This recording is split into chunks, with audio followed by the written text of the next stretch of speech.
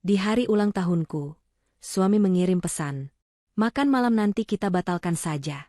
Aku ada urusan yang lebih penting. Ini soal ibuku.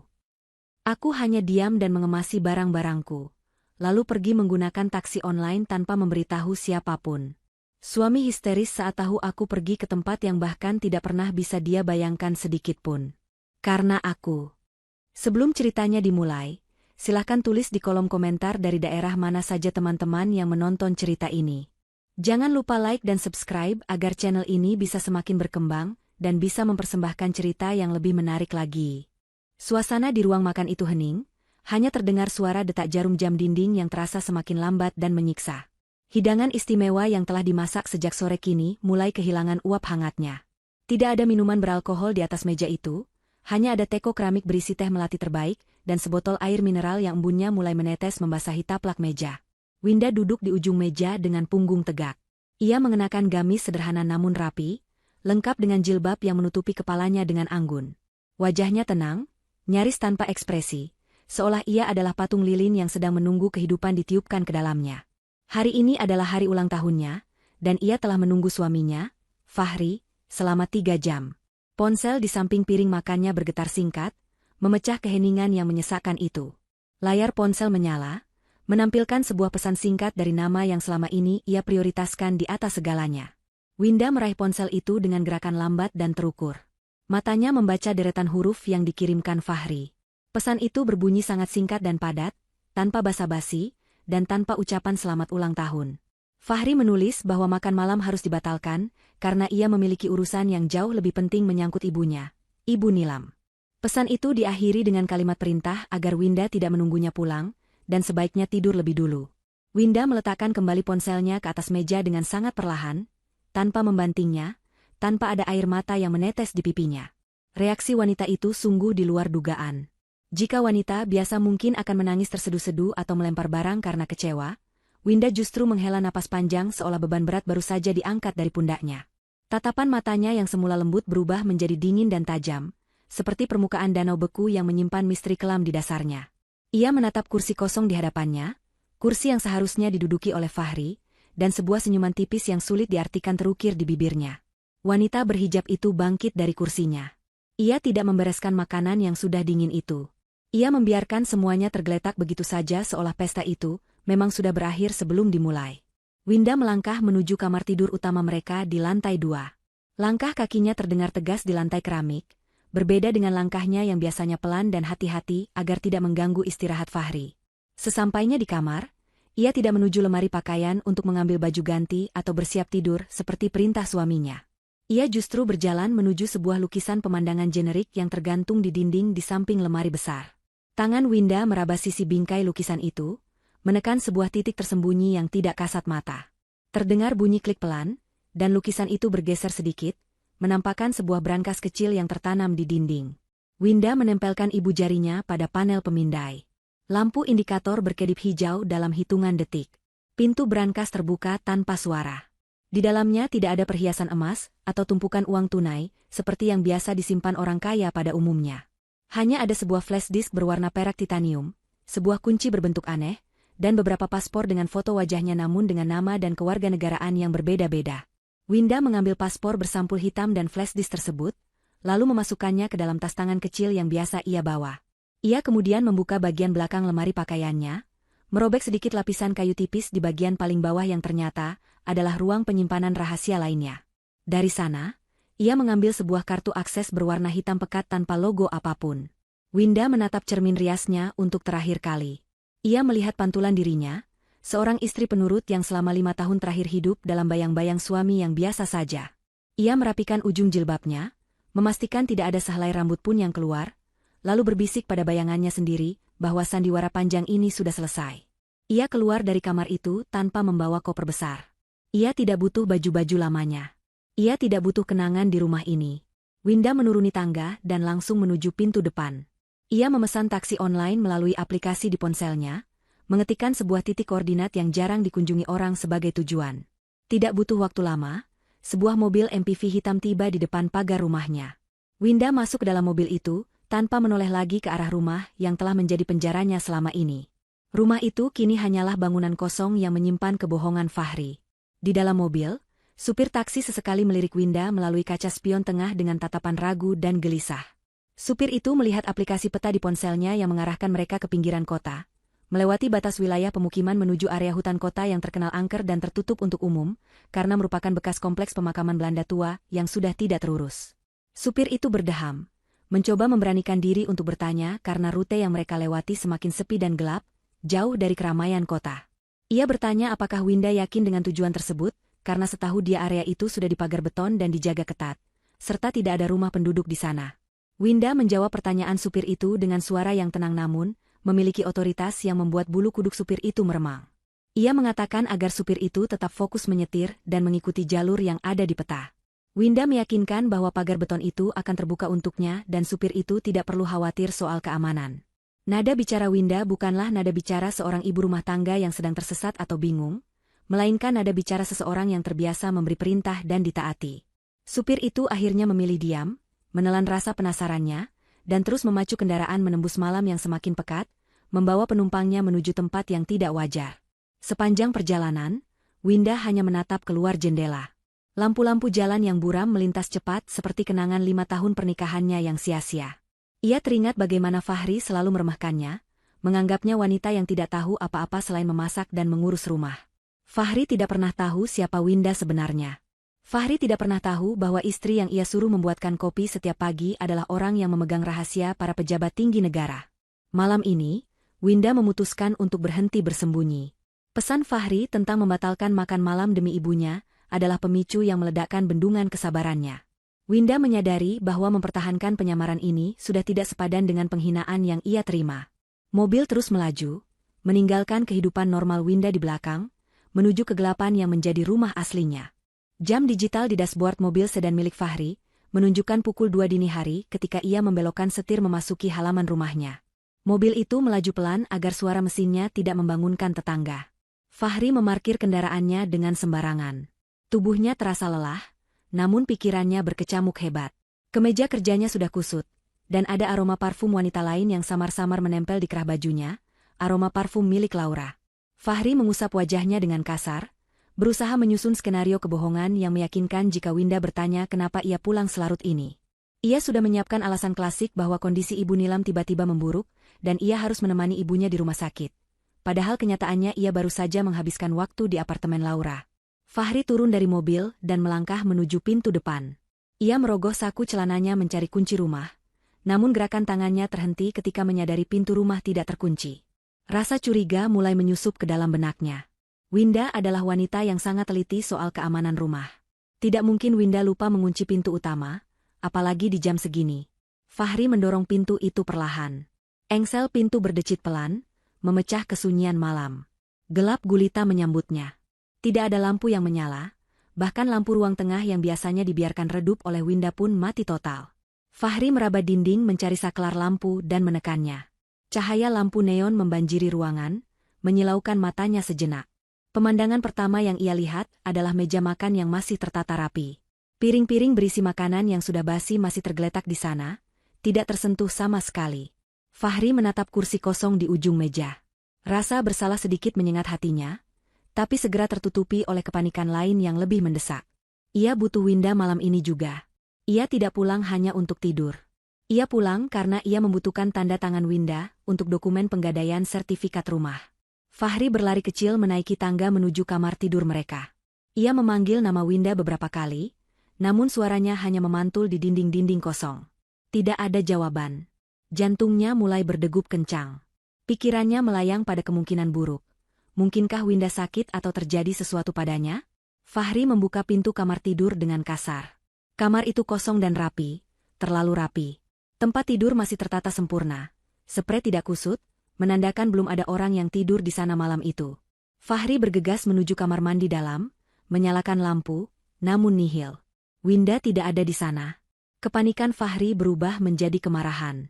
Ia berpikir Winda sedang merajuk dan pergi ke rumah orang tuanya atau menginap di hotel tanpa izin. Ia membuka lemari pakaian Winda dengan kasar, berniat mengecek apakah baju-baju istrinya masih ada. Saat pintu lemari terbuka, Fahri tertegun. Baju-baju Winda masih tergantung rapi, Gamis-gamis rumahannya masih ada. Namun, ada sesuatu yang ganjil. Kotak perhiasan imitasi yang biasa Winda simpan di laci terbuka, dan isinya masih lengkap. Winda tidak membawa barang berharga apapun. Namun, mata Fahri menangkap celah di bagian belakang lemari yang sedikit terbuka. Lapisan kayu itu tampak terkelupas. Fahri mendekat dan memeriksa celah itu. Ia meraba bagian dalamnya yang kosong dan berdebu. Ia baru sadar bahwa lemari itu memiliki ruang rahasia yang selama ini tidak pernah ia ketahui keberadaannya. Ruang itu kosong melompong sekarang. Hanya menyisakan jejak persegi panjang di debu yang menandakan pernah ada benda yang disimpan di sana. Fahri mundur selangkah, napasnya memburu. Siapa sebenarnya istrinya?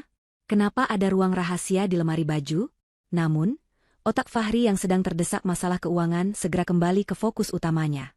Ia tidak peduli soal lemari, ia butuh Winda untuk menyelamatkan dirinya dari kehancuran finansial akibat investasi bodong yang ia ikuti diam-diam. Ia segera merogoh ponselnya dan mencoba menghubungi nomor Winda. Terdengar nada sambung, namun tidak diangkat. Ia mencoba lagi, dan kali ini panggilannya langsung dialihkan ke kotak suara. Fahri mengumpat kasar. Ia mondar-mandir di dalam kamar sambil menjambak rambutnya sendiri. Pihak aplikasi investasi bodong itu sudah mengancam akan menyebarkan data pribadinya jika ia tidak menyetor dana tambahan besok pagi. Ia butuh sertifikat rumah ini, dan sertifikat itu atas nama mereka berdua. Tanpa Winda, ia tamat. Dalam keputusasaan, Fahri memutuskan untuk menelepon ibunya, Ibu Nilam. Mungkin Winda pergi ke sana untuk mengadu. Ibu Nilam pasti tahu sesuatu. Tangan Fahri gemetar saat menekan kontak ibunya. Nada sambung terdengar cukup lama sebelum akhirnya diangkat. Namun, suara di seberang sana bukanlah suara Ibu Nilam yang biasanya cerewet atau manja. Suara Ibu Nilam terdengar bergetar hebat, diselingi napas yang tersengal-sengal seperti orang yang sedang ketakutan setengah mati. Fahri bertanya dengan nada tinggi apakah Winda ada di sana. Namun jawaban Ibu Nilam justru membuat Fahri semakin bingung. Ibu Nilam berbisik dengan suara parau, melarang Fahri untuk datang ke rumahnya. Ibu Nilam mengatakan bahwa ada banyak orang berseragam yang sedang menggeledah rumahnya saat ini. Mereka menanyakan tentang paket obat herbal yang biasa Ibu Nilam antar ke pelanggan. Fahri mengerutkan kening, tidak mengerti. Ia tahu ibunya sering berjualan obat herbal racikan sendiri, tapi kenapa sampai digeledah orang berseragam? Ibu Nilam terdengar menangis histeris sebelum sambungan telepon terputus tiba-tiba, menyisakan suara tut panjang yang menyakitkan telinga. Fahri membeku memegang ponselnya. Masalah apa lagi ini? Ibunya digerebek karena obat herbal? Pikirannya buntu. Ia kembali teringat pada Winda. Ia harus menemukan istrinya. Fahri membuka aplikasi pelacak lokasi keluarga yang pernah ia instal diam-diam di ponsel Winda dulu dengan alasan keamanan. Ia membuka peta digital itu, berharap titik GPS Winda masih aktif. Sebuah titik merah berkedip di layar ponselnya. Lokasi itu membuat mata Fahri terbelalak. Winda tidak berada di hotel, tidak di rumah orang tuanya, dan tidak di pusat perbelanjaan. Titik lokasi Winda berada jauh di pinggir kota, di sebuah area hijau yang luas yang ditandai sebagai kompleks pemakaman Belanda kuno. Lokasi itu adalah area terlarang yang sudah ditutup pemerintah bertahun-tahun lalu karena alasan sengketa lahan. Apa yang dilakukan Winda di tengah kuburan tua jam 2 pagi begini? Rasa takut mulai merayap di punggung Fahri, bercampur dengan rasa marah dan bingung. Apakah istrinya sudah gila? Atau istrinya diculik? Fahri tidak punya pilihan lain. Ia menyambar kunci mobilnya kembali. Ia harus menyusul Winda ke kuburan tua itu, menyeretnya pulang, dan memaksanya menandatangani surat hutang itu, tidak peduli setan apa yang menunggu di sana. Fahri berlari keluar rumah, meninggalkan pintu yang tetap tidak terkunci, menuju mobil sedannya untuk mengejar satu-satunya harapan yang ia miliki, tanpa menyadari bahwa ia sedang berkendara menuju mimpi buruk yang sesungguhnya. Mobil sedan Fahri membelah kabut tebal yang menyelimuti jalanan menuju pinggiran kota. Jalan aspal yang ia lalui semakin lama semakin rusak dan berlubang, tanda bahwa area ini sudah lama dilupakan oleh pemerintah kota. Di kiri dan kanan jalan, pepohonan besar dengan dahan-dahan yang menjulur seperti cakar raksasa menciptakan lorong gelap yang mencekam. Tidak ada lampu penerangan jalan di sini. Satu-satunya sumber cahaya berasal dari sorot lampu depan mobil Fahri, yang sesekali menangkap bayangan anjing liar yang melintas atau pelang peringatan usang yang sudah tertutup lumut. Pelang itu bertuliskan larangan masuk ke area cagar budaya pemakaman Belanda, namun Fahri tidak peduli. Rasa takutnya pada penagih hutang aplikasi investasi bodong jauh lebih besar daripada rasa takutnya pada hantu atau larangan masuk. Ia harus menemukan Winda malam ini juga, memaksanya pulang, dan mendapatkan tanda tangan sialan itu. Fahri membelokkan mobilnya ke sebuah jalan setapak berbatu yang mengarah ke gerbang utama kompleks pemakaman. Gerbang besi setinggi 3 meter itu tampak berkarat dan terkunci rantai besar. Namun, anehnya, gembok rantai itu sudah terbuka dan tergeletak di tanah. Seolah baru saja ada seseorang yang membukanya paksa atau memang memiliki kuncinya. Fahri menghentikan mobilnya tepat di depan gerbang. Ia tidak berani memarkir mobil terlalu jauh ke dalam. Ia mematikan mesin, menyambar senter dari laci dashboard, dan keluar dari mobil. Udara dingin langsung menusuk tulang, membawa aroma tanah basah dan daun busuk yang menyengat. Kesunyian di tempat itu begitu pekat, seolah suara serangga malam pun enggan terdengar. Fahri melangkah masuk melewati celah gerbang yang terbuka. Senter di tangannya menyapu area sekitar. Deretan nisan-nisan batu tua dengan bentuk salib dan patung malaikat yang kehilangan kepala menyambut kedatangannya. Rumput liar tumbuh setinggi pinggang, menyembunyikan jalan setapak yang seharusnya ada. Fahri berjalan dengan hati-hati, sesekali tersandung akar pohon yang menyembul dari tanah. Napasnya memburu, campuran antara lelah dan ngeri. Ia terus memantau ponselnya, memastikan titik lokasi Winda tidak berubah. Titik itu mengarah ke bagian tengah pemakaman, di mana terdapat sebuah bangunan makam besar, atau mausoleum yang biasanya milik keluarga pejabat kolonial di masa lalu. Setelah berjalan hampir 10 menit menembus semak belukar, Fahri akhirnya melihat bangunan itu. Sebuah mausoleum megah bergaya arsitektur gotik berdiri kokoh di tengah area terbuka. Dindingnya terbuat dari batu marmer hitam yang sudah kusam dimakan usia, namun tetap memancarkan aura keagungan yang mengerikan. Di sekeliling bangunan itu, tidak ada rumput liar yang tumbuh, tanahnya bersih seolah ada yang merawatnya secara rutin. Hal ini membuat Fahri semakin curiga. Bagaimana mungkin di tengah hutan belantara yang tidak terurus ini ada satu titik yang begitu rapi? Ia mengarahkan senternya ke pintu mausoleum yang terbuat dari besi tempat tebal dengan ukiran bunga mawar yang rumit. Pintu itu sedikit terbuka, menyisakan celah gelap yang mengundang masuk. Fahri menelan ludah, mencoba mengumpulkan sisa-sisa keberaniannya. Ia memanggil nama Winda dengan suara bergetar, namun tidak ada jawaban. Suaranya justru terdengar asing di telinganya sendiri, diredam oleh kabut yang semakin tebal.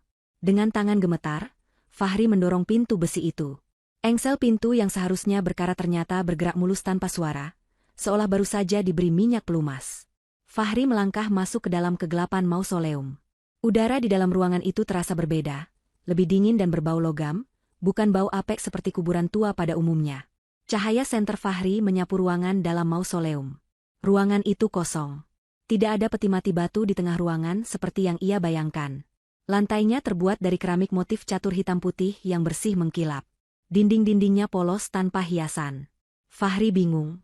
Aplikasi pelacaknya mengatakan Winda ada tepat di titik ini, tapi ruangan ini kosong melompong. Ia berputar-putar mencari jejak keberadaan istrinya. Mungkinkah Winda bersembunyi di balik pilar?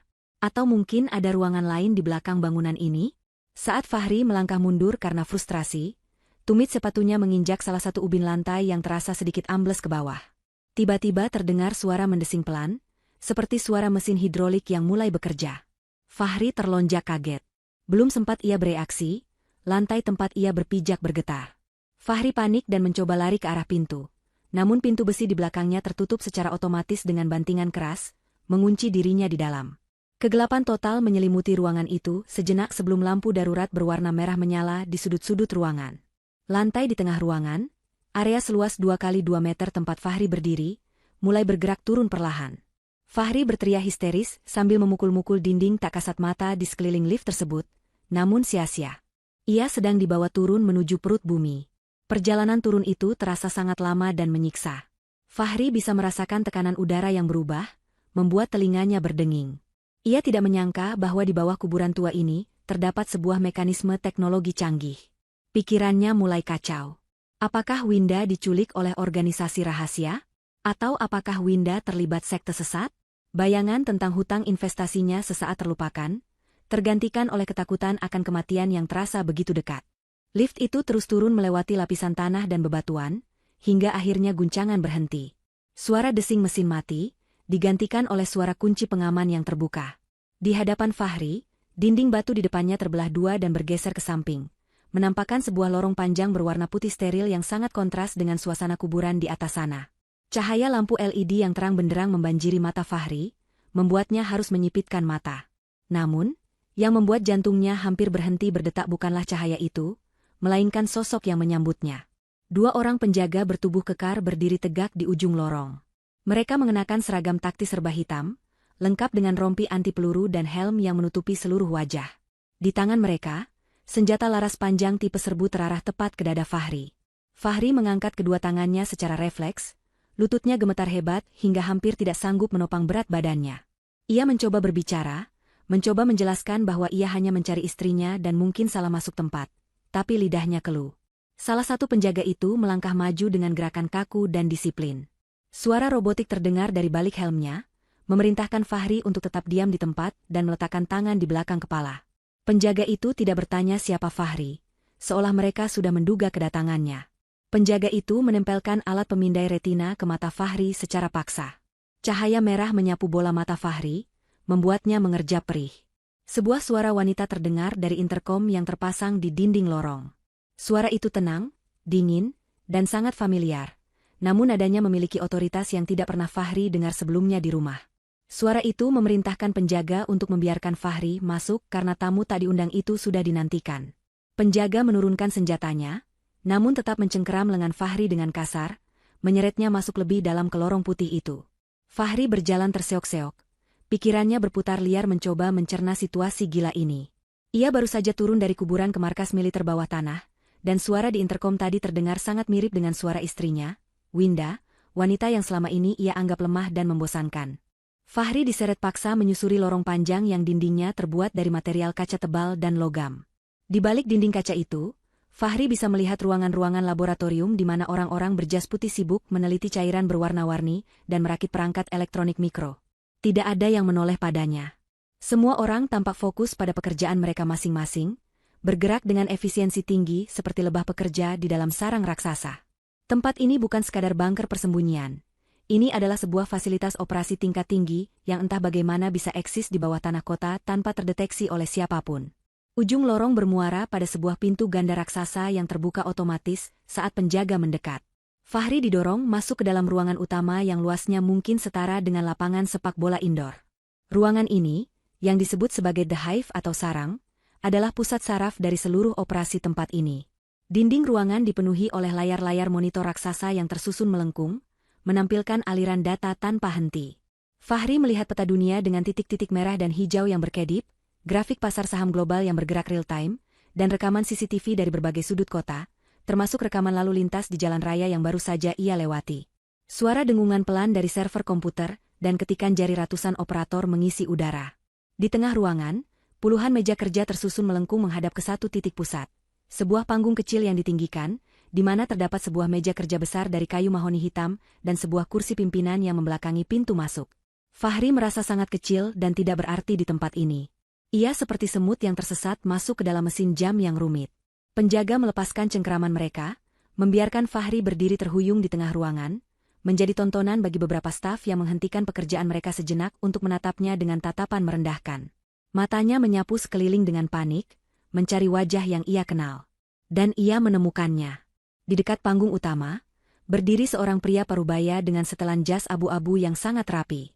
Pria itu sedang memegang tablet dan berbicara pelan ke arah kursi pimpinan yang masih membelakangi mereka. Fahri mengenali pria itu. Itu adalah Tuan Malik, atasan langsungnya di perusahaan logistik tempat ia bekerja.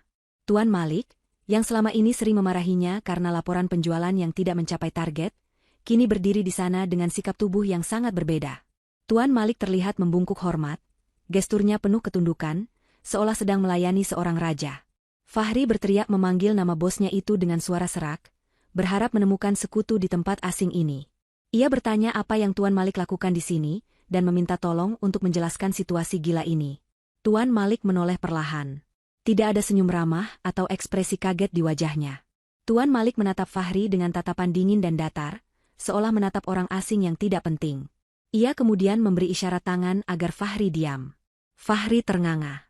Bos yang biasanya ia takuti itu ternyata bagian dari kegilaan ini.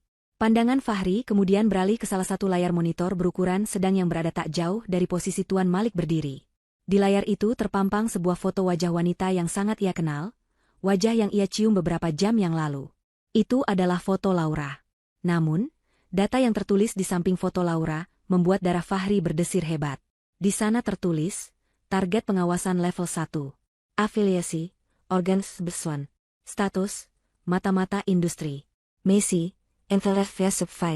Dunia Fahri terasa runtuh seketika.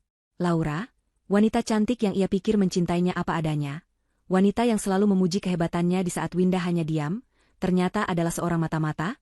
Dan tulisan, infiltrasi via subjek Fahri, itu, apakah itu berarti Laura hanya mendekatinya untuk tujuan tertentu? Fahri menggelengkan kepala kuat-kuat, berusaha menyangkal kenyataan di depan matanya. Tidak mungkin Laura jahat. Laura adalah satu-satunya pelipur laranya. Ini pasti salah paham. Ini pasti rekayasa orang-orang gila di tempat ini untuk menjebaknya. Saat kebingungan Fahri memuncak, kursi pimpinan di atas panggung itu perlahan berputar menghadap ke arahnya.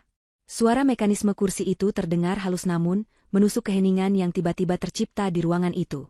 Sosok yang duduk di kursi itu, membuat lutut Fahri lemas, hingga ia jatuh terduduk di lantai yang dingin. Di sana, duduk dengan anggun dan penuh wibawa, adalah istrinya, Winda. Winda masih mengenakan jilbabnya, namun gaya berhijabnya kini terlihat sangat modern dan taktis, tidak lagi model sederhana yang biasa ia pakai di rumah. Ia mengenakan blazer hitam dengan potongan tajam yang membalut tubuhnya, memberikan kesan otoritas yang tak terbantahkan. Tidak ada lagi tatapan mata sayu dan tunduk yang biasa ia perlihatkan saat Fahri memarahinya soal masakan.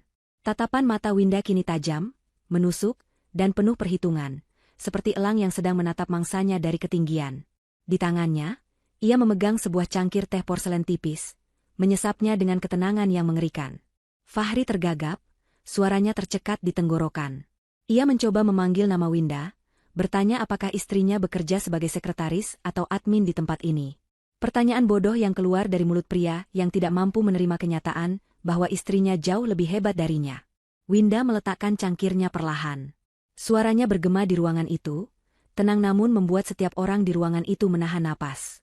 Ia mengoreksi ucapan Fahri dengan nada datar. Ia mengatakan bahwa ia bukan admin, dan ia bukan sekadar karyawan. Ia adalah pemilik tempat ini.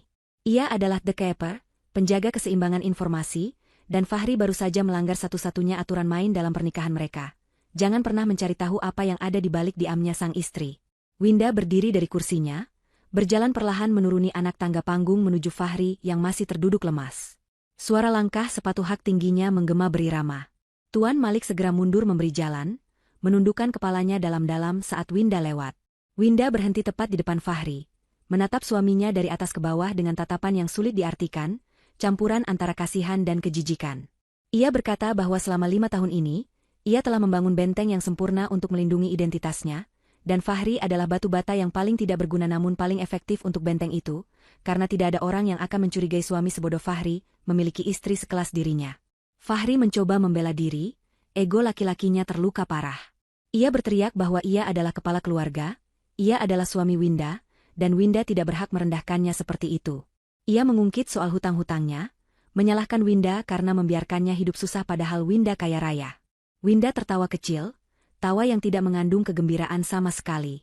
Ia menjentikan jarinya, dan layar raksasa di dinding utama berubah tampilan. Layar itu kini menampilkan video rekaman CCTV yang menunjukkan Ibu Nilam, Ibu Fahri, sedang melakukan transaksi mencurigakan di sebuah gang sempit dengan seseorang berjaket tebal. Winda menunjuk layar itu dan berkata pada Fahri untuk melihat kenyataan.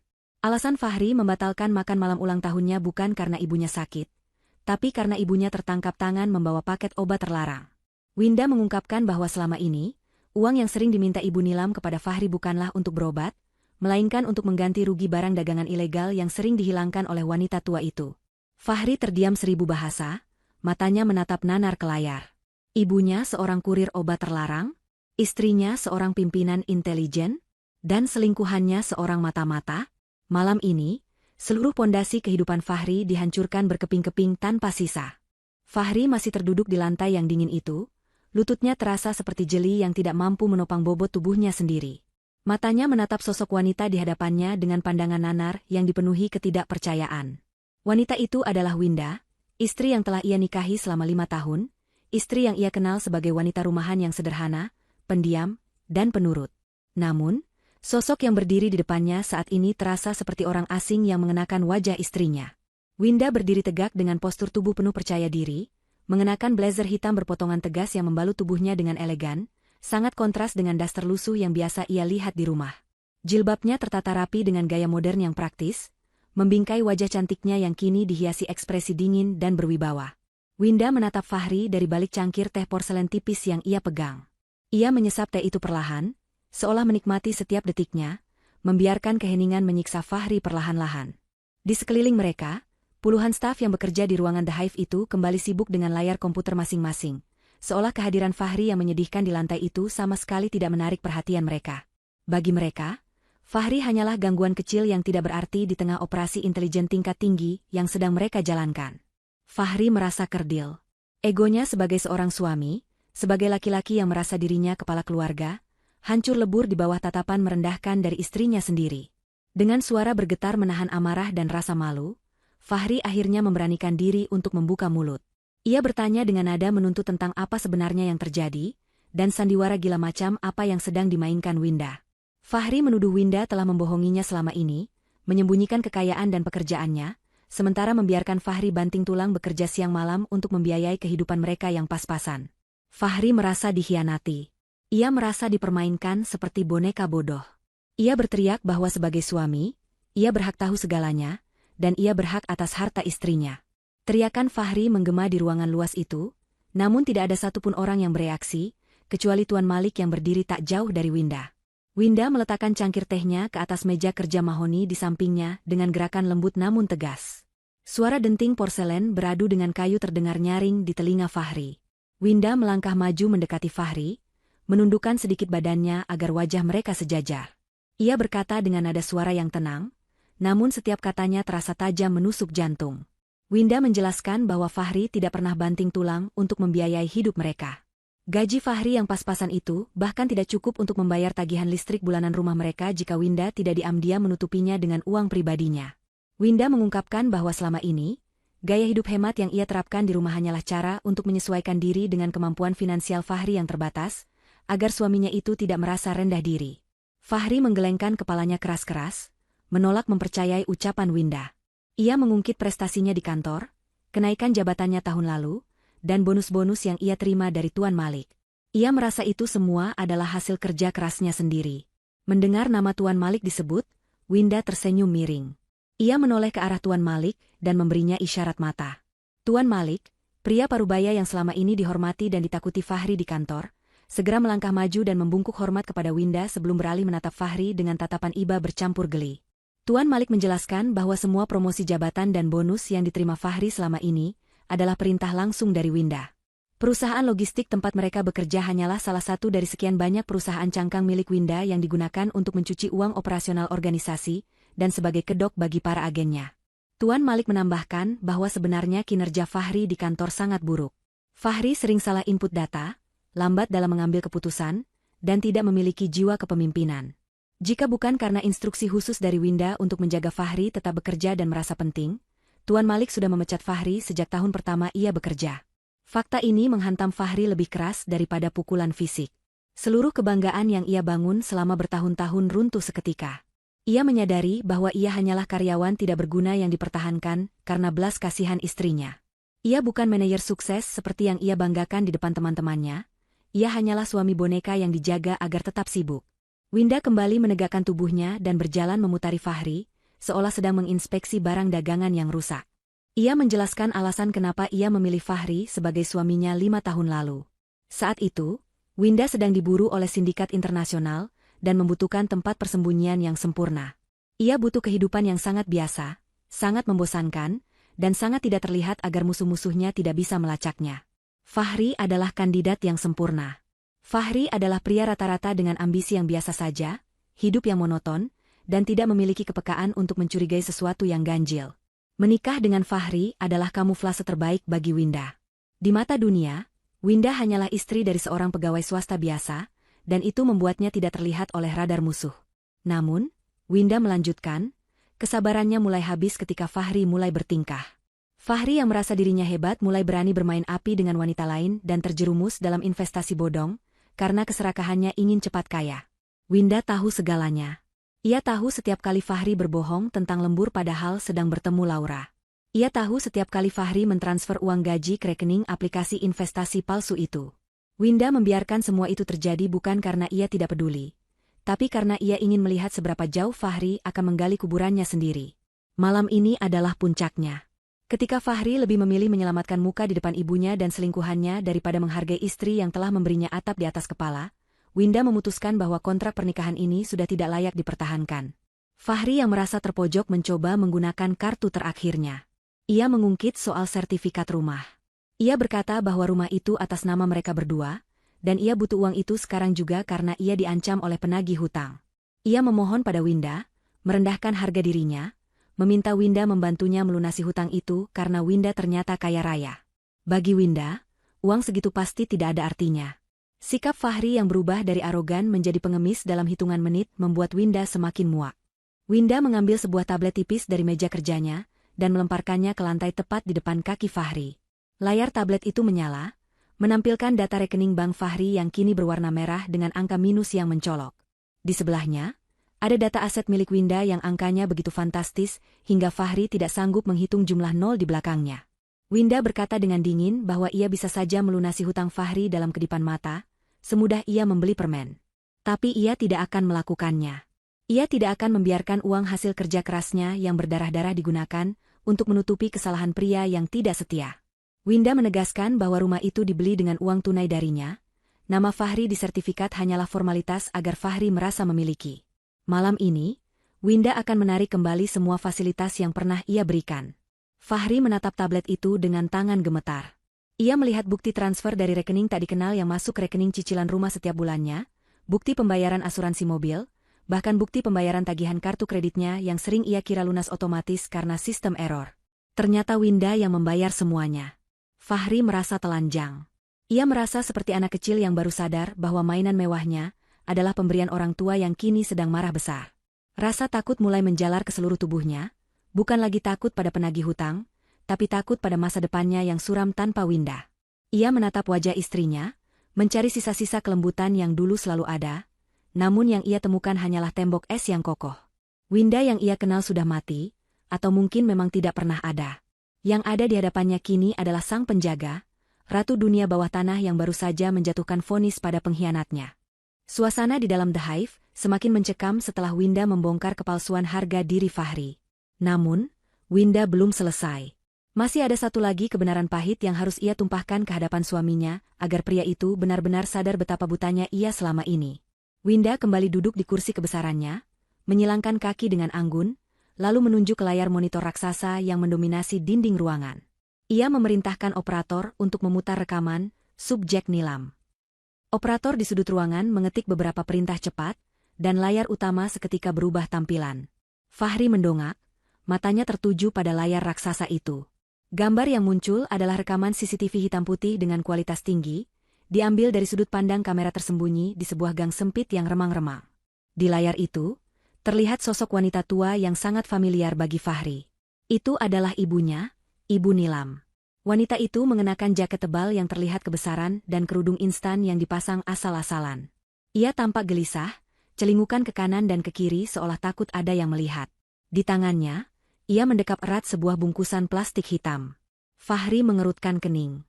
Ia mengenali lokasi itu adalah area pasar induk lama yang terkenal rawan kejahatan. Apa yang dilakukan ibunya di tempat seberbahaya itu sendirian? Tak lama kemudian, seorang pria bertubuh kurus dengan tato di leher muncul dari balik bayangan. Pria itu mendekati Ibu Nilam. Terjadi percakapan singkat di antara mereka. Ibu Nilam menyerahkan bungkusan plastik hitam itu kepada pria tersebut, dan sebagai gantinya, pria itu menyerahkan sebuah amplop tebal yang langsung dimasukkan Ibu Nilam ke dalam saku jaketnya.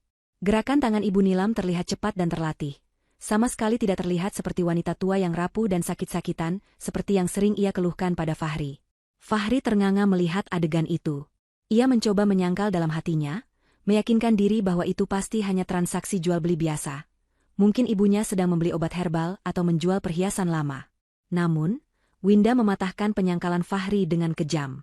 Suara Winda terdengar menggema melalui pengeras suara ruangan, menjelaskan detail dari apa yang sedang Fahri tonton.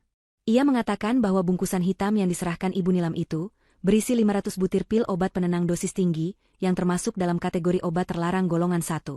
Obat-obatan itu dicuri dari gudang farmasi dan dijual kembali di pasar gelap dengan harga tinggi kepada para pecandu. Ibu Nilam, wanita yang selama ini Fahri anggap suci bak malaikat, ternyata adalah seorang kuda atau kurir senior dalam sindikat peredaran obat ilegal tersebut. Fahri berteriak tidak terima. Ia berdiri dan menunjuk layar itu dengan tangan gemetar, menuduh Winda memalsukan video tersebut. Ia berkeras bahwa ibunya adalah wanita yang taat beragama, rajin pengajian, dan tidak mungkin terlibat kriminalitas. Ia berteriak bahwa bungkusan itu pasti berisi jamu atau kerupuk pesanan orang. Winda hanya tersenyum tipis menanggapi histeria Fahri. Ia memberi isyarat lagi pada operator. Layar monitor itu kini menampilkan data forensik dan riwayat obrolan pesan singkat dari ponsel Ibu Nilam yang telah disadap. Deretan pesan teks terpampang jelas di layar, memperlihatkan percakapan antara Ibu Nilam dengan kontak bernama Bos Apotek. Bahasa yang digunakan dalam pesan itu sangat vulgar dan penuh kode-kode jalanan. Ibu Nilam membahas tentang rute pengiriman, menghindari patroli polisi, dan tawar-menawar harga per butir pil. Ada juga pesan suara yang diputar Winda. Terdengar jelas suara cempreng Ibu Nilam yang sedang memaki seseorang karena pembayaran yang telat. Suara itu jauh berbeda dari suara lembut dan merengek yang biasa didengar Fahri saat ibunya minta uang bulanan. Winda kemudian menjelaskan benang merah dari semua kekacauan hidup Fahri. Ia mengingatkan Fahri pada kejadian-kejadian masa lalu. Ingatkah Fahri ketika mobil sedannya sering dipinjam Ibu Nilam dengan alasan ingin pergi kondangan atau arisan? Ternyata mobil itu digunakan untuk mengangkut stok obat terlarang dalam jumlah besar agar tidak dicurigai polisi, karena mobil Fahri terlihat seperti mobil pegawai kantoran biasa. Ingatkah Fahri ketika Ibu Nilam sering menelepon sambil menangis meminta uang dalam jumlah besar dengan alasan sakit mendadak atau butuh operasi? Uang itu sebenarnya digunakan untuk membayar denda kepada sindikat, karena Ibu Nilam sering ceroboh menghilangkan barang atau ditipu oleh pembeli. Fahri lah yang selama ini tanpa sadar memodali bisnis haram ibunya dan menjadi fasilitator transportasi bagi sindikat narkoba. Fahri jatuh terduduk lagi. Kakinya benar-benar lemas. Bayangan ibunya yang selama ini ia puja sebagai wanita terhebat di dunia hancur berkeping-keping. Ia merasa mual. Ia teringat betapa seringnya ia memarahi Winda karena dianggap pelit pada ibunya, padahal Winda mungkin sudah tahu kebenarannya sejak lama. Fahri menatap Winda dengan tatapan kosong, bertanya lirih kenapa Winda diam saja selama ini. Kenapa Winda membiarkan ibunya terus melakukan dosa itu? Winda menjawab dengan nada pragmatis yang dingin. Ia menjelaskan bahwa ia membiarkan Ibu Nilam beroperasi, karena sindikat tempat Ibu Nilam bekerja, adalah salah satu target operasi jangka panjang organisasinya. Winda menjadikan Ibu Nilam sebagai umpan untuk memancing ikan yang lebih besar. Selama Ibu Nilam masih berguna sebagai sumber informasi, Winda melindunginya dari kejaran polisi lokal. Winda lah yang sering menyuap petugas patroli agar mobil Fahri tidak digeledah saat Ibu Nilam membawanya. Winda lah yang memastikan Ibu Nilam tidak mati dibunuh saingan bisnisnya. Namun, malam ini, toleransi Winda sudah habis. Winda menceritakan kejadian beberapa jam yang lalu, alasan kenapa Fahri membatalkan makan malam. Ibu Nilam tertangkap dalam razia gabungan di pelabuhan saat hendak mengambil pasokan baru. Kali ini, Winda tidak turun tangan untuk mencegah penangkapan itu. Sebaliknya, Winda lah yang memberikan tip anonim kepada polisi tentang lokasi transaksi Ibu Nilam. Telepon panik Ibu Nilam kepada Fahri tadi adalah panggilan terakhir sebelum ponselnya disita petugas. Winda sengaja melakukan itu sebagai hadiah ulang tahun untuk dirinya sendiri, membersihkan sampah-sampah toksik dari kehidupannya. Saat Fahri masih bergulat dengan guncangan mental yang hebat itu, tiba-tiba lampu ruangan The Hive berubah warna menjadi merah berkedip-kedip. Suara sirena alarm meraung kencang, memekakkan telinga. Para staf yang tadinya tenang kini bergerak cepat dan sigap. Tangan mereka menari di atas keyboard dengan kecepatan tinggi.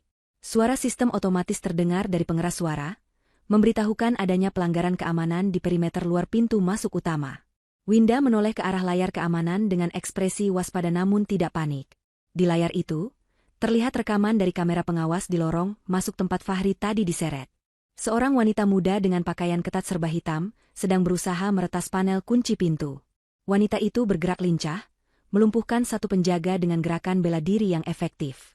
Fahri menyipitkan mata melihat layar itu, mencoba mengenali sosok penyusup tersebut.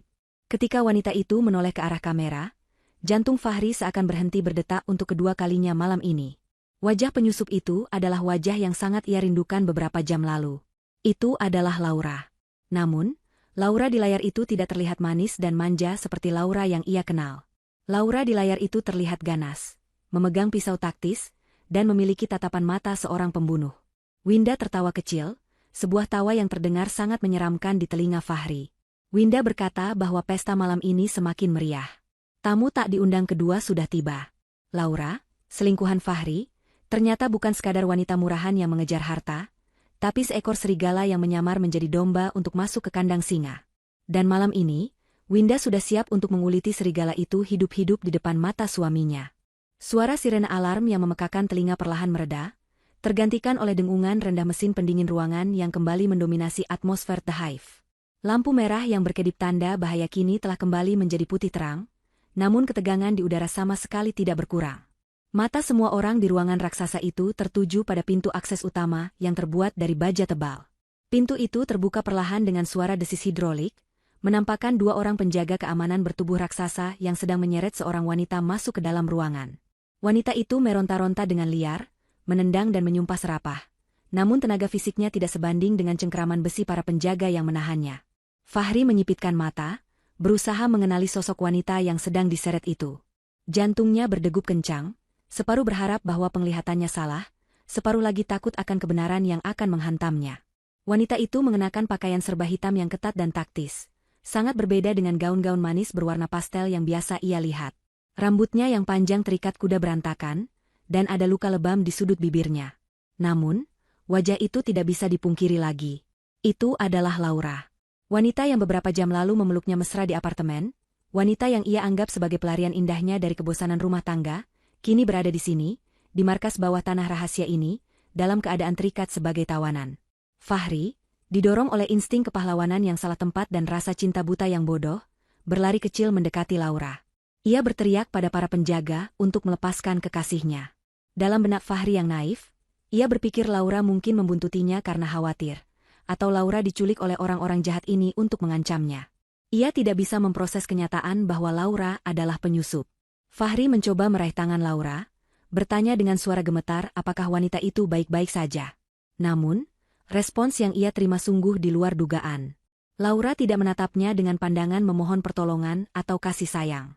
Laura menatapnya dengan sorot mata penuh kebencian dan kejijikan yang mendalam. Wanita itu meludah tepat ke wajah Fahri. Cairan ludah bercampur sedikit darah mengenai pipi Fahri, membuatnya terlonjak mundur karena kaget.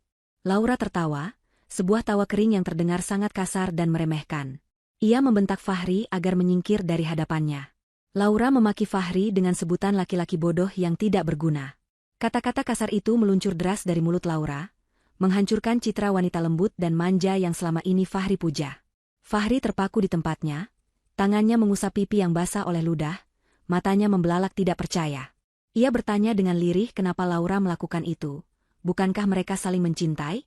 Laura kembali tertawa, kali ini lebih keras hingga menggema di seluruh ruangan. Ia menatap Fahri seolah sedang melihat kotoran yang menempel di sepatunya. Laura akhirnya membuka kedoknya. Ia mengaku bahwa ia tidak pernah mencintai Fahri, bahkan sedetik pun tidak. Bagi Laura, Fahri hanyalah sebuah misi, sebuah batu loncatan, dan alat yang paling mudah dimanipulasi. Laura mengungkapkan identitas aslinya sebagai agen lapangan dari organisasi Black Swan, sebuah kelompok intelijen swasta yang menjadi rival abadi organisasi milik Winda. Tugas Laura sangat spesifik. Mendekati Fahri, suami dari target utama mereka, untuk mencari celah keamanan dan menggali informasi tentang Winda. Fahri menggelengkan kepalanya lemah, air mata mulai menggenang di pelupuk matanya. Ia menyangkal ucapan Laura. Ia mengungkit momen-momen indah mereka, hadiah-hadiah yang ia berikan, dan janji-janji manis yang Laura ucapkan. Laura memotong ucapan Fahri dengan kejam. Ia menjelaskan bahwa semua itu hanyalah teknik dasar spionase yang disebut honeypot. Mendekati Fahri adalah tugas paling mudah yang pernah ia lakukan, karena Fahri memiliki ego yang rapuh dan kebutuhan validasi yang tinggi. Cukup dengan sedikit pujian tentang betapa hebatnya Fahri dan sedikit keluhan tentang betapa membosankannya Winda, Fahri langsung bertekuk lutut dan membuka semua akses pribadinya. Laura bahkan tahu kata sandi ponsel Fahri, data kantor Fahri, hingga jadwal rutin Winda, semua karena Fahri yang dengan sukarela menceritakannya di atas ranjang. Winda, yang sejak tadi duduk diam di kursi kebesarannya menyaksikan drama itu dengan wajah datar, akhirnya angkat bicara. Suaranya tenang namun mematikan, membelah perdebatan menyedihkan antara suami dan selingkuhannya itu. Winda berkata bahwa ia sudah tahu keberadaan Laura sejak hari pertama wanita itu mendekati Fahri di kedai kopi 6 bulan lalu. Winda membiarkan sandiwara perselingkuhan itu terjadi bukan karena ia tidak tahu, tapi karena ia ingin mengawasi pergerakan organisasi Black Swan melalui Laura. Winda menjadikan Fahri sebagai umpan hidup. Selama Laura sibuk mengurus Fahri yang manja, Winda bisa melacak aliran data yang dikirim Laura ke markas pusatnya. Fahri hanyalah pion yang dimainkan oleh 200 catur di papan permainan yang tidak ia mengerti. Winda turun dari panggungnya, langkah kakinya terdengar tegas mendekati Laura yang kini dipaksa berlutut oleh penjaga. Winda menatap Laura dengan tatapan dingin seorang predator puncak. Ia berkata bahwa Laura telah melakukan kesalahan fatal dengan mencoba menerobos masuk ke The Hive malam ini. Laura membalas tatapan itu dengan nyalang, berkata bahwa ia harus mengambil risiko itu karena Fahri tiba-tiba menghilang ke kuburan tua, dan ia pikir Fahri akan membocorkan rahasia kepada Winda. Laura takut misinya gagal, jadi ia nekat menyusul. Winda tersenyum sinis, memuji keberanian Laura yang bodoh. Ia kemudian beralih menatap Fahri yang kini tampak hancur lebur. Fahri merasa dunia di sekelilingnya berputar. Dua wanita yang ada dalam hidupnya ternyata memanfaatkannya. Ibunya memanfaatkannya sebagai kurir obat terlarang tanpa ia sadari. Laura memanfaatkannya sebagai pintu masuk spionase. Dan Winda, istrinya sendiri, memanfaatkannya sebagai tameng persembunyian. Fahri menyadari betapa kerdil dan bodohnya dia. Ia merasa telanjang di hadapan semua orang. Tidak ada cinta yang tulus untuknya. Semua hanya transaksi. Semua hanya kepentingan. Rasa sakit di hatinya bukan lagi karena patah hati, tapi karena hancurnya harga diri yang selama ini ia junjung tinggi. Ia menatap Laura yang masih menatapnya benci, lalu menatap Winda yang menatapnya dingin. Fahri sadar, ia sendirian di ruangan yang penuh sesak ini. Winda memberi isyarat kepada Tuan Malik. Pria parubaya itu menyerahkan sebuah tablet yang menampilkan data pengiriman informasi yang dilakukan Laura. Ternyata, data yang dicuri Laura dari laptop Fahri minggu lalu bukanlah data perusahaan logistik biasa, melainkan data umpan yang sengaja ditanam Winda. Data itu berisi koordinat palsu markas cabang organisasi Winda. Winda telah mempermainkan Laura dan organisasinya sejak awal. Laura yang mendengar itu berteriak marah, menyadari bahwa ia telah kalah telak bahkan sebelum melangkah masuk.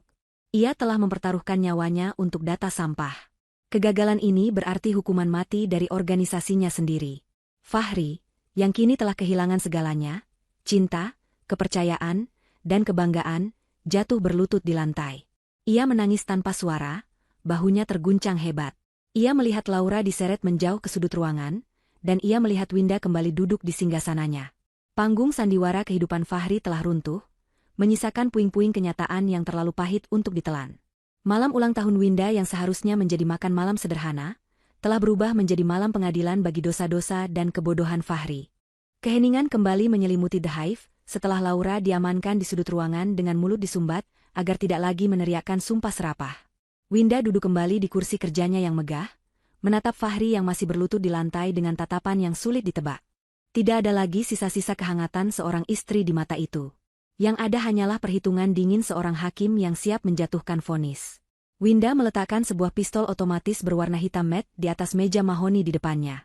Bunyi logam beradu dengan kayu terdengar nyaring, membuat Fahri tersentak kaget dan mengangkat wajahnya yang basah oleh air mata.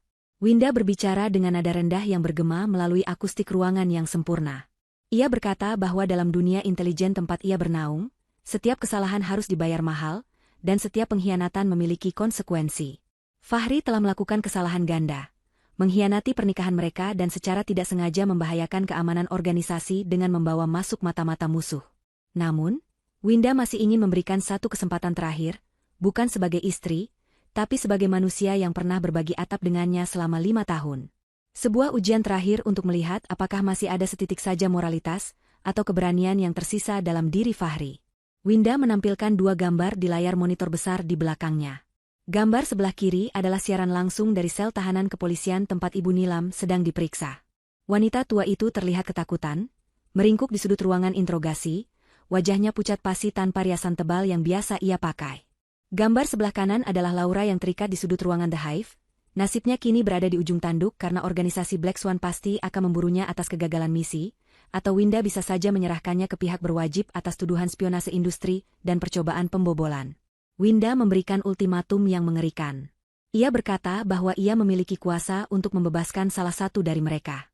Dengan jaringan koneksinya, Winda bisa mengatur agar kasus Ibu Nilam hilang karena kurang bukti, membiarkan wanita tua itu bebas dan menghabiskan sisa hidupnya di panti jompo yang layak. Atau, Winda bisa membiarkan Laura pergi dengan aman, memberinya identitas baru dan tiket ke luar negeri, agar ia bisa memulai hidup baru jauh dari kejaran organisasi Black Swan. Tapi syaratnya mutlak, Fahri harus memilih satu. Hanya satu.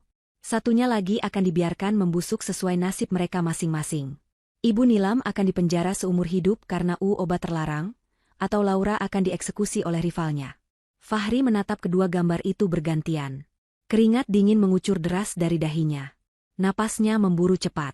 Ini adalah pilihan yang mustahil. Di satu sisi adalah ibunya, wanita yang melahirkannya, meskipun ternyata seorang kriminal yang memanfaatkannya. Di sisi lain adalah Laura, wanita yang ia cintai, atau ia pikir ia cintai, meskipun ternyata seorang mata-mata yang membencinya. Fahri merasa kepalanya akan pecah. Tekanan psikologis ini terlalu berat untuk mentalnya yang lemah. Ia menatap Winda, memohon dengan tatapan mata agar Winda tidak memaksanya memilih. Tapi Winda hanya diam, jarinya mengetuk-ngetuk meja menunggu jawaban. Waktu terus berjalan. Dalam kepanikan yang memuncak, otak Fahri bekerja dengan cara yang sangat egois. Sebuah sifat dasar yang selama ini ia sembunyikan namun Winda ketahui dengan sangat baik. Fahri teringat pada masalahnya sendiri yang paling mendesak. Hutang investasi bodong yang nilainya ratusan juta rupiah, ancaman debt collector yang akan menyebarkan aibnya, dan ancaman penjara karena penggelapan uang kantor yang baru saja dibongkar Tuan Malik. Jika ia memilih Ibu Nilam, ia tetap miskin dan dikejar hutang. Jika ia memilih Laura, Laura pasti akan meninggalkannya. Tidak ada keuntungan baginya dalam kedua pilihan itu. Dengan suara gemetar dan serak, Fahri akhirnya meneriakkan jawabannya. Jawaban yang membuat hening seluruh ruangan. Fahri tidak menyebut nama Ibu Nilam. Ia juga tidak menyebut nama Laura. Fahri berteriak memohon agar Winda menyelamatkan dirinya. Ia memohon agar Winda melunasi semua hutang-hutangnya, membersihkan nama baiknya dari kasus penggelapan kantor, dan membiarkannya hidup nyaman. Ia berdalih bahwa ia adalah korban di sini, korban kebohongan ibunya dan korban manipulasi Laura. Ia merasa dirinya yang paling pantas diselamatkan. Bayarkan hutangku, Winda. Kamu kaya raya. Uang itu tidak ada artinya bagimu. Selamatkan aku suamimu, teriak Fahri histeris. Winda memejamkan matanya sejenak, menarik napas panjang, lalu menghembuskannya perlahan. Ekspresinya bukan marah, melainkan kecewa yang mendalam bercampur rasa jijik. Prediksinya benar. Fahri adalah pengecut sejati. Di saat ia memiliki kesempatan untuk menebus dosa dengan menyelamatkan orang lain, ia justru memilih untuk menyelamatkan kulitnya sendiri. Winda membuka matanya, menatap Fahri dengan pandangan yang seolah membekukan darah. Ia berkata lirih bahwa Fahri telah gagal dalam ujian terakhir kemanusiaan. Fahri baru saja membuktikan bahwa ia tidak layak mendapatkan belas kasihan apapun. Winda berdiri, mengambil pistol dari meja, bukan untuk menembak, tapi untuk memasukkannya kembali ke dalam laci dengan gerakan tegas. Ia berkata bahwa vonis telah jatuh. Karena Fahri memilih dirinya sendiri dan mengabaikan nasib ibu serta kekasihnya, maka Winda tidak akan menyelamatkan siapapun. Tidak Ibu Nilam, tidak Laura, dan terutama, tidak Fahri. Winda memerintahkan Tuan Malik untuk mengeksekusi protokol pembersihan total. Tuan Malik mengangguk patuh dan mengetik serangkaian perintah di tabletnya. Detik itu juga, ponsel Fahri bergetar hebat. Notifikasi beruntun masuk. Notifikasi dari bank bahwa semua rekeningnya telah dibekukan dan asetnya disita. Notifikasi dari kepolisian bahwa surat perintah penangkapan atas nama Fahri Pratama telah diterbitkan atas tuduhan penggelapan dana perusahaan dan keterlibatan dalam jaringan distribusi obat terlarang sebagai pemilik kendaraan operasional. Notifikasi email pemecatan tidak hormat dari kantor. Dalam hitungan detik, kehidupan sosial dan ekonomi Fahri dihapus dari muka bumi. Winda juga memerintahkan agar bukti lengkap kejahatan Ibu Nilam dikirim ke jaksa penuntut umum, memastikan tidak ada celah hukum bagi wanita tua itu untuk lolos. Untuk Laura, Winda memerintahkan agar wanita itu diserahkan ke pihak berwajib dengan bukti lengkap spionase industri, membiarkannya membusuk di penjara negara ini daripada dibunuh organisasinya, sebuah hukuman yang lebih kejam bagi seorang agen karena ia akan hidup dalam rasa malu. Fahri meraung, mencoba berlari ke arah Winda untuk memohon ampun. Namun kakinya dijegal oleh penjaga hingga ia tersungkur mencium lantai. Winda menatapnya dari ketinggian, tatapannya seperti seorang ratu yang melihat narapidana mati. Winda mengucapkan kalimat terakhirnya untuk Fahri, sebuah kalimat talak yang tegas dan final. Ia menyatakan bahwa mulai detik ini, pernikahan mereka dianggap tidak pernah ada. Winda akan menghapus jejak digital pernikahannya, membakar semua foto, dan kembali menjadi hantu. Fahri akan diingat dunia hanya sebagai seorang kriminal gagal yang menghancurkan hidupnya sendiri karena keserakahan. Dua penjaga mengangkat tubuh Fahri yang lemas seperti karung beras. Mereka menyeretnya keluar dari ruangan The Hive, diikuti oleh Laura yang juga diseret di belakangnya. Fahri berteriak memanggil nama Winda, tapi Winda sudah membalikkan badan, kembali menatap layar monitor raksasa yang menampilkan peta dunia. Pintu baja tertutup rapat, memisahkan Fahri dari satu-satunya peluang keselamatan yang pernah ia miliki namun ia sia-siakan. Di dalam ruangan kedap suara itu, Winda kembali menyesap tehnya, air matanya menetes satu titik, bukan untuk Fahri, tapi untuk 5 tahun waktunya yang terbuang sia-sia bagi pria yang tidak pernah pantas mendapatkannya. Fahri merasakan tubuhnya dihempaskan dengan kasar ke atas tanah yang basah dan dingin. Aroma tanah kuburan dan daun busuk yang menyengat seketika memenuhi rongga hidungnya, menggantikan aroma steril dan dingin dari markas bawah tanah The Hive. Ia terbatuk-batuk, berusaha menghirup udara malam yang terasa menusuk paru-parunya. Kepalanya pening luar biasa, seolah baru saja diputar di dalam mesin sentrifugal. Pandangannya kabur, namun ia bisa merasakan tekstur rumput liar yang menggelitik wajahnya. Ia tidak lagi berada di ruangan canggih penuh layar monitor. Ia kembali berada di tengah kegelapan kompleks pemakaman Belanda tua yang sunyi dan mencekam. Ia mencoba bangkit, namun kedua tangannya terasa kaku, seolah baru saja disuntikan zat pelumpuh saraf sementara.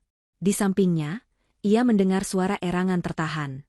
Fahri menoleh dan melihat Laura tergeletak tak jauh darinya dalam kondisi pingsan, dengan tangan dan kaki terikat tali plastik yang kuat. Fahri ingin berteriak memanggil Winda, ingin memohon sekali lagi, namun suaranya tercekat di tenggorokan. Hening. Tidak ada suara mesin hidrolik, tidak ada suara dengungan server komputer, dan tidak ada jejak pintu baja yang tadi ia lewati. Di hadapannya hanya berdiri bangunan mausoleum tua yang pintunya tertutup rapat, tampak seolah tidak pernah dibuka selama ratusan tahun. Belum sempat Fahri memproses apa yang terjadi, cahaya menyilaukan tiba-tiba menembus kegelapan malam, diikuti oleh suara sirene yang meraung-raung memecah kesunyian hutan kota.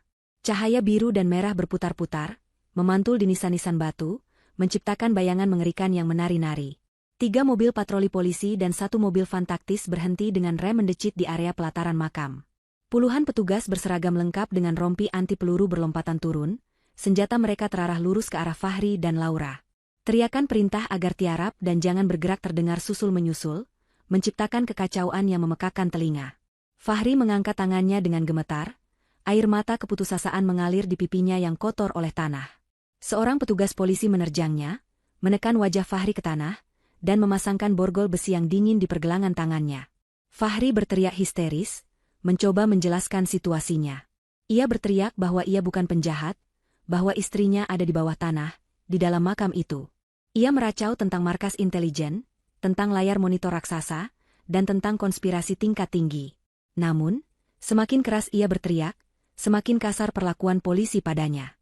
Bagi para petugas, racauan Fahri terdengar seperti halusinasi seorang pecandu berat yang sedang sakau. Salah satu petugas senior melakukan penggeledahan badan pada Fahri. Dari saku jas Fahri, saku yang Fahri yakin kosong saat ia berangkat dari rumah, petugas itu menarik keluar sebuah bungkusan plastik bening berisi puluhan butir pil berwarna biru. Fahri terbelalak melihatnya. Itu adalah jenis obat terlarang yang sama dengan yang diedarkan oleh ibunya. Fahri menggeleng kuat-kuat, berteriak bahwa itu bukan miliknya, bahwa itu dijebak. Namun, bukti fisik sudah ada di tangan polisi. Di mata hukum, Fahri baru saja tertangkap basah di lokasi tersembunyi dengan barang bukti obat terlarang dalam jumlah signifikan. Winda, atau anak buahnya, telah menanam barang bukti itu dengan sangat rapi sebelum membuang Fahri keluar. Sementara itu, tim polisi lain mendobrak pintu mausoleum yang ditunjuk-tunjuk oleh Fahri. Fahri menahan napas, berharap polisi menemukan lift rahasia itu. Jika polisi melihat The Hive, maka cerita Fahri akan terbukti benar. Ia berharap polisi menemukan Winda. Namun, harapan itu hancur berkeping-keping ketika kepala tim penggeledah keluar dari mausoleum dengan wajah kesal. Petugas itu melaporkan kepada komandannya bahwa bangunan itu kosong melompong. Tidak ada lift, tidak ada teknologi, tidak ada jalan rahasia. Lantainya hanyalah tanah padat dan batu ubin pecah yang dipenuhi sarang laba-laba dan debu tebal. Fahri berteriak tidak percaya. Ia meronta, memaksa polisi membawanya masuk untuk melihat sendiri. Petugas yang jengkel akhirnya menyeret Fahri masuk ke dalam mausoleum, hanya untuk membungkam mulutnya. Dan benar saja, ruangan itu kosong. Lantai keramik motif catur hitam putih yang mengkilap tadi sudah tidak ada, digantikan oleh lantai batu kusam yang retak. Dinding-dindingnya berlumut, bukan dinding metalik steril. Teknologi kamuflase holografik dan mekanisme hidrolik yang dimiliki organisasi Winda begitu canggih, sehingga mampu menyembunyikan, atau mungkin memindahkan akses markas dalam hitungan menit. Di mata dunia, tempat itu hanyalah kuburan tua biasa. Fahri menjerit frustrasi, memukul-mukul kepalanya sendiri, tampak persis seperti orang gila yang kehilangan akal sehatnya. Fahri digelandang masuk ke dalam mobil polisi, duduk terhimpit di antara dua petugas yang menatapnya dengan jijik. Di mobil lain, ia melihat Laura yang baru sadar juga sedang diamankan. Laura tidak berteriak. Wanita itu hanya menunduk dalam-dalam, wajahnya pucat pasi, menyadari bahwa karirnya sebagai mata-mata dan hidupnya sebagai wanita bebas sudah tamat. Di tengah perjalanan menuju kantor polisi, Fahri melihat iring-iringan mobil lain yang membawa tahanan. Dari balik jendela teralis besi mobil tahanan itu, ia melihat ibunya, Ibu Nilam. Wanita tua itu menangis histeris sambil memukul-mukul kaca jendela, menatap mobil Fahri dengan tatapan penuh amarah dan tuduhan.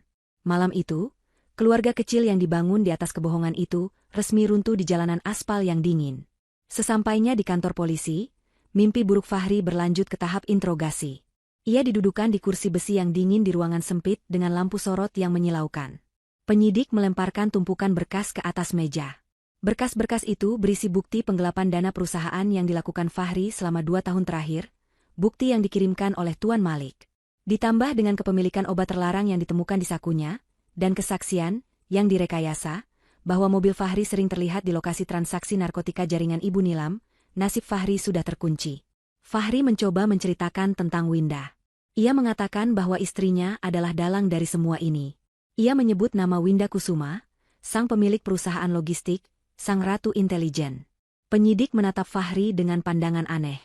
Penyidik itu kemudian menunjukkan data kependudukan. Di database sipil, nama Winda Kusuma memang ada sebagai istri Fahri, tetapi statusnya tercatat sebagai ibu rumah tangga biasa yang sudah mengajukan gugatan cerai 2 hari yang lalu dengan alasan KDRT dan penelantaran ekonomi. Tidak ada catatan kepemilikan perusahaan, tidak ada jejak aset triliunan rupiah. Lebih mengerikan lagi, ketika polisi mencoba melacak keberadaan Winda di rumah mereka, rumah itu ditemukan kosong. Tetangga bersaksi bahwa Winda sudah pindah sejak seminggu lalu, sebuah manipulasi ingatan atau data yang dilakukan tim Winda. Winda telah menghapus jejak digitalnya dengan sempurna. Ia menjadi hantu. Bagi polisi dan dunia luar, Winda hanyalah korban yang malang dari suami yang jahat, pecandu, dan korup. Fahri dianggap mengarang cerita fiksi ilmiah tentang markas bawah tanah untuk menutupi kejahatannya, atau karena efek halusinasi obat terlarang. Malam itu, di dalam sel tahanan sementara yang bau pesing dan penuh sesak, Fahri duduk memeluk lututnya di sudut ruangan. Ia tidak bisa tidur. Setiap kali ia memejamkan mata, ia melihat wajah dingin Winda yang menatapnya dari singgasana. Ia mendengar suara Winda yang menjatuhkan vonis talak. Fahri menyadari bahwa ia sedang melawan musuh yang tidak bisa ia lihat, tidak bisa ia sentuh, dan tidak bisa ia kalahkan. Ia sendirian. Benar-benar sendirian di dunia yang tiba-tiba menjadi sangat asing dan bermusuhan.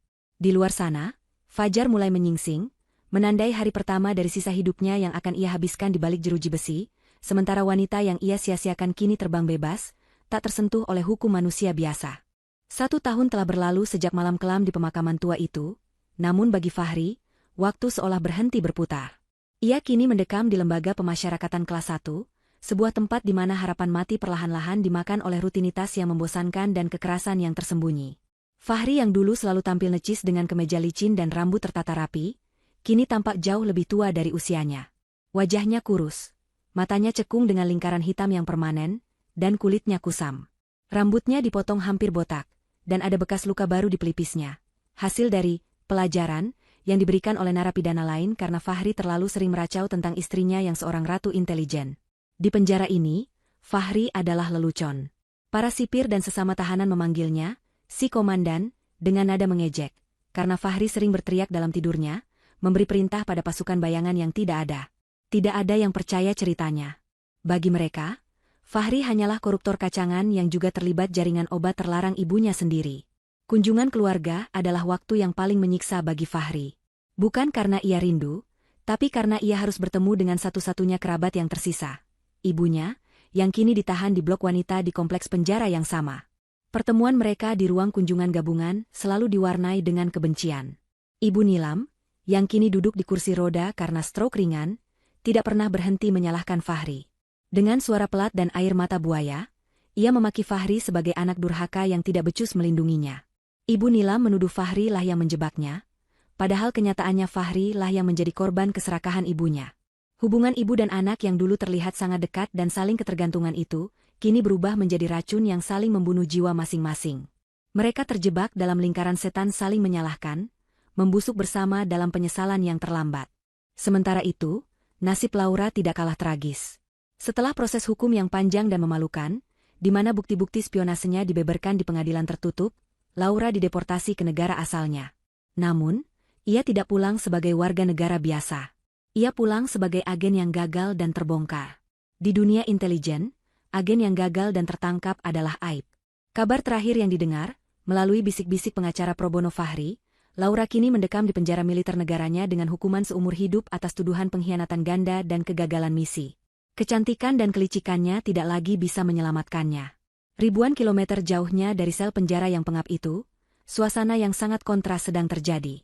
Di sebuah teras penthouse eksklusif yang menghadap langsung ke Selat Bosporus di Istanbul, Turki, seorang wanita duduk menikmati angin sore yang sejuk. Wanita itu mengenakan busana muslimah high-end berwarna pastel yang lembut, rancangan desainer ternama yang harganya mungkin setara dengan gaji Fahri selama 5 tahun. Jilbab sutranya berkibar pelan ditiup angin, membingkai wajah cantiknya yang kini terlihat lebih segar, lebih muda, dan jauh lebih bahagia. Wanita itu adalah Winda. Tidak ada lagi jejak, istri penurut, yang membosankan dalam dirinya. Ia memancarkan aura kekuasaan yang tenang namun absolut. Di hadapannya, terhidang secangkir teh Turki aromatik dan beberapa potong baklava. Ia tidak sedang menunggu suami yang terlambat pulang, dan ia tidak sedang pusing memikirkan tagihan listrik. Ia sedang membaca laporan intelijen terbaru pada tablet transparan tipis yang ada di pangkuannya. Laporan itu berisi data stabilitas politik di Eropa Timur, sebuah proyek besar yang sedang ditangani oleh organisasinya, The Keepers. Seorang pria parubaya dengan setelan jas rapi muncul dari pintu kaca di belakangnya. Itu adalah Tuan Malik, yang kini tidak lagi menyamar sebagai manajer logistik, melainkan tampil sebagai kepala staf operasional Winda. Tuan Malik membawa sebuah kotak bludru kecil dan meletakkannya di atas meja. Ia melaporkan dengan hormat bahwa paket masa lalu sudah diurus sepenuhnya. Fahri dan komplotannya sudah divonis maksimal sesuai rencana, dan tidak ada jejak yang mengarah kembali ke Winda. Operasi bersih-bersih telah selesai dengan sempurna. Winda tersenyum tipis, menutup tabletnya. Ia mengambil kotak bludru itu dan membukanya. Di dalamnya tersimpan cincin pernikahan emas putih sederhana, cincin yang dulu dibeli Fahri dengan cara menyicil, cincin yang menjadi simbol penjaranya selama 5 tahun. Winda menatap cincin itu tanpa emosi sentimental. Cincin itu bukan lagi simbol cinta, melainkan simbol dari sebuah pelajaran berharga, bahwa kesabaran memiliki batas, dan kebaikan yang disia-siakan akan berubah menjadi badai yang menghancurkan. Winda berdiri, berjalan menuju pagar pembatas teras. Di bawah sana, air laut Selat Bosporus yang biru tua mengalir tenang memisahkan dua benua. Winda mengambil cincin itu dari kotaknya. Ia menggenggamnya sejenak, merasakan dinginnya logam itu di kulitnya. Kemudian, dengan gerakan santai seolah membuang remah roti, ia melemparkan cincin itu jauh ke depan. Cincin itu melayang di udara, berkilau sesaat tertimpa sinar matahari sore, sebelum akhirnya jatuh dan tenggelam ditelan dalamnya lautan, hilang untuk selamanya, sama seperti kenangan tentang Fahri dalam hidupnya. Nyonya, suara Tuan Malik memecah lamunan Winda. Dewan Keamanan menunggu keputusan Anda untuk misi selanjutnya di Paris. Apakah Anda siap? Winda berbalik, memunggungi lautan. Ia merapikan jilbabnya, menatap Tuan Malik dengan sorot mata tajam yang penuh determinasi. Senyum di bibirnya bukan lagi senyum manis seorang istri, tapi senyum penuh kemenangan seorang ratu yang memegang kendali penuh atas takdirnya sendiri. Tentu saja, Malik, jawab Winda dengan suara mantap. Dunia tidak akan menjaga dirinya sendiri. Dan aku sudah selesai bermain rumah-rumahan. Winda melangkah masuk kembali ke dalam penthouse mewahnya, meninggalkan angin sore yang membawa pergi sisa-sisa masa lalunya. Layar menggelap, meninggalkan penonton dengan kepuasan mutlak melihat bagaimana keadilan ditegakkan bukan dengan pedang, tapi dengan kecerdasan dan keanggunan seorang wanita yang pernah diremehkan. Sang penjaga telah kembali ke tahtanya, dan kali ini, ia memerintah sendirian. Ia memerintah sendirian. Ia memerintah sendirian. Ia memerintah sendirian. Ia memerintah sendirian. Ia memerintah sendirian.